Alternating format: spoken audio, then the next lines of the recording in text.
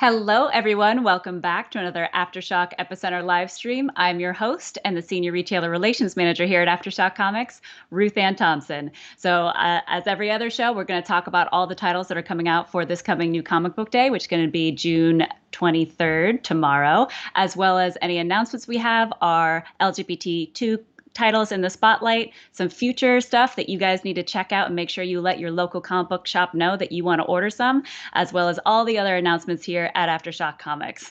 So welcome, everybody. I see some of you already in the chat, so thank you so much for joining. Let's start off with our first title for New Comic Book Day tomorrow, Wednesday, June 23rd, which is Phantom on the Scan #3. So this is the terrifying title by Cullen Bunn and also artist Mark Torres, who is incredibly talented, but put a pin in that. So as we continue to follow our psychics, the body count is just rising around them, and they are doomed to maybe do the same exact thing. So they're confronting the telekinetic murderer who is venting his rage against anyone in his path. Their mental gifts are both the key to their survival, but also the path to their own destruction with these terrible little creatures that will just explode out of their head eventually. What? Yes, read this book. It's terrifying. It's fantastic. So they move ever closer to uncovering the awful secrets that the Turlux Institute is protecting. And like I said, Mark Torres is incredibly talented. We have a bonus soundtrack for every single one of these issues. So this is a token of appreciation and to provide you with a richer audio-visual experience. Every single issue of Phantom on the Scam features original music composed and performed by the artist Mark Torres, especially for this series. So this one, all you need to do is scan the exclusive QR code printed on the inside cover to unlock the #3 track, which is Lullaby for the Fishes. So it just adds even more like terror to this incredible title. Hopefully you guys are enjoying it as well. Sith Lordy, I know that you guys have been picking that up as well. So next up for the next title for tomorrow's New Comic Book Day on June 23rd is BEQUEST #4, the D&D campaign adventure of a lifetime. And this is the final issue from writer Tim Seeley and artist Freddie E. Williams. This is the epic conclusion as the war party converges on Washington, D.C. to stop the Mad Monk and his American acolytes from murdering a god. So each issue of BEQUEST features 24 pages of story art and with a beautiful cardstock cover. So you guys got to get this one because it's going to wrap it up. And who knows, if you guys request enough, maybe we'll do another D&D campaign with these guys. We did the pre-quest before the issues came out, and now we could do a post quest? I don't know. Let me know what you guys think in the chat.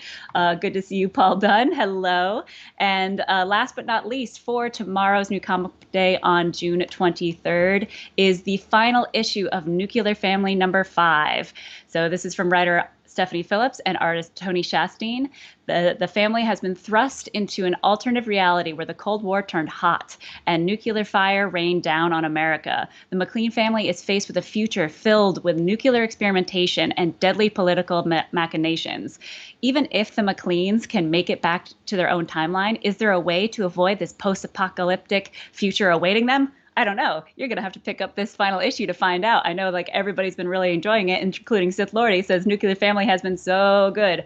I highly agree. It's just it's very fun having this throwback storyline that we haven't done yet here at AfterShock Comics. So it's always fun to add yet another genre to all of our different titles across the board.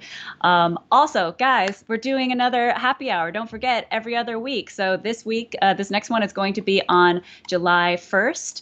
This, as always, it's at 5 p.m. Eastern, 2 p.m. Pacific. And I'll be talking this time with former Russian spy and creator of Dark Red and the upcoming title Almost American, Jan Newman. Guys, like he is absolutely fascinating. He's an actual defected Russian spy, and a lot of the secrets he's telling us are really really scary stuff. I mean, we changed obviously names and dates and specific details to keep people safe, but you guys got to join for this happy hour. It's going to be really fun. And as always, we have our live sale, our world famous AfterShock live sale, where we have rarities, exclusive, graded comics at a fraction of the cost with none other than publisher Joe Pruitt. So you guys got to join for that as well.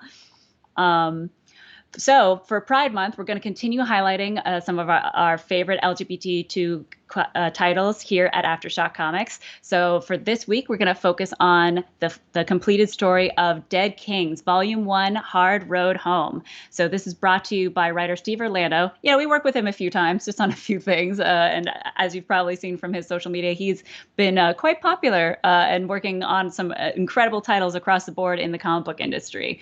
This is from artist Matthew Dow Smith and colorist Lauren Aff, as well as letterer Thomas Maurer. And the main cover from this is from Matthew Dow Smith. So this is about a post-apocalyptic future in a different world where it's just been plagued with the ramifications of a techno-magic world war that was 30 years ago. And this one area called Thrice 9 is just barely limping along, degenerating into paranoia and poison. Sasha thought he'd escape all that. He left, but now the news comes that his younger brother has been kidnapped by the secret police for the crime of being gay. And he's dragged back into the madness with a simple goal to just find his brother, save him, and bring him home. But Sasha is going to need some help, so he enlists Maria, a former warrior with hundreds of enmity kills to her name, who was betrayed by the very country she served. This quest is how they get back both these things back in the lawless land of decapitated states and the land of dead kings. So dead kings are what these giant machine mech type things that they used in the war, but it uses your blood. So every single one is very specific to every single soldier that runs them, and it actually takes their life force as it goes. So it's another really cool, interesting sci-fi post-apocalyptic type thing. Highly suggest it. Really, the artwork is beautiful. Everything about this story is fantastic. Next up for our other LGBTQ title, I just want to make sure that everybody, I see Paul Dunn is thinking about it. You definitely need to get it. And next up for our LGBTQ title is Zach Thompson's Lonely Receiver. So this story was one of my favorites to come out in 2020. It's such an incredible mashup of romance and horror that I've never seen before. This is from writer Zach Thompson, artist Jen Hickman, and colorist as well, and letterer Hassan Osami Allahu. And the regular cover artist has been Jen Hickman. She just, there's nobody else we could have for this as the artwork. It's just a beautiful, beautiful, neon terrifying story. So in this future world, you actually can assign yourself a AI life partner that's completely made for you and all that kind of stuff. So we follow Katrin. She's a lonely video producer. And so she does that. She buys herself an artificial intelligence partner that's just supposed to bond for life. But then after 10 years together, her holographic wife just disconnects and breaks up with her without warning. And it drives Katrin to the point of near insanity. And she's alone for the first time in her life, reeling from the loss that she just can't comprehend. And since this technology is completely intertwined with her entire life, whether it's her bank account, social security card, her work, her identification, that her ex-wife actually takes all of it from her. So it's this kind of terrifying story of just how much a breakup can really hurt you. It's an absolutely beautiful title. If you guys didn't pick it up last year, I highly suggest it.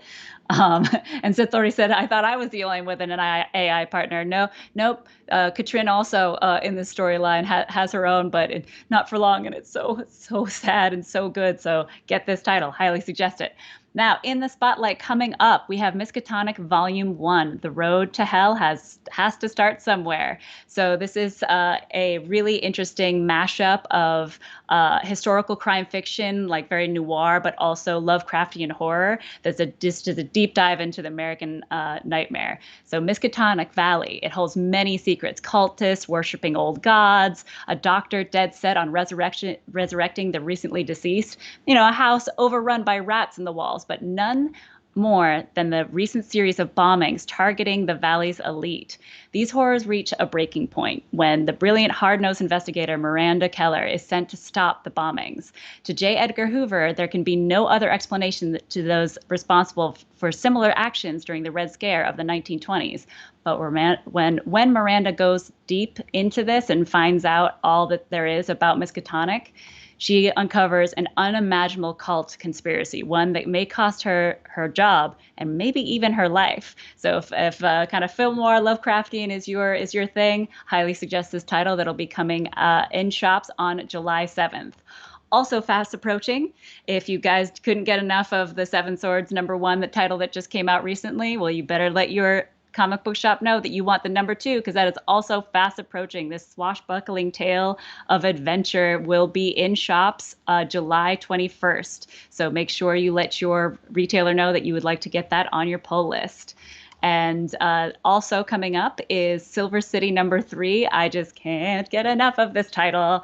It doesn't hurt that the main character is also named Rue.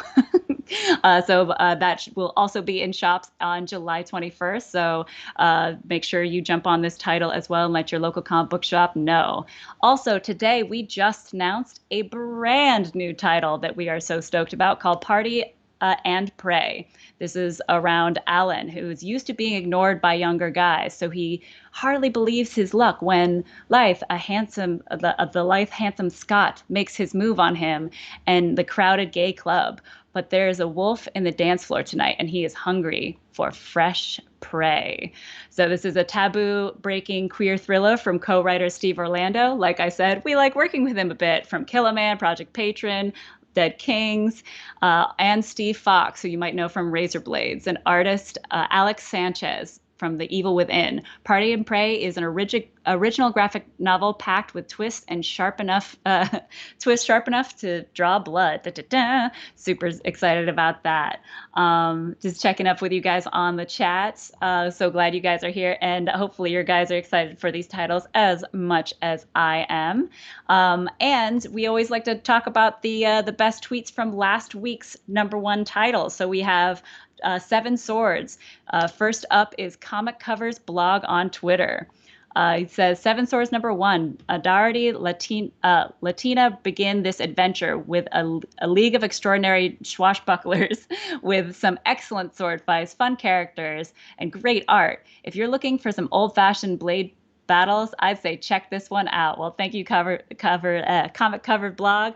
We're excited about this too, and so is Max Cage on Twitter. He says, my enduring love of heroes may have begun with swashbuckling stories of the Musketeers, Scarlet Pimpernel. So the Aftershock Comics Seven Swords is a surprise pleasure. An aging D'Artagnan must assemble the great swords of the day.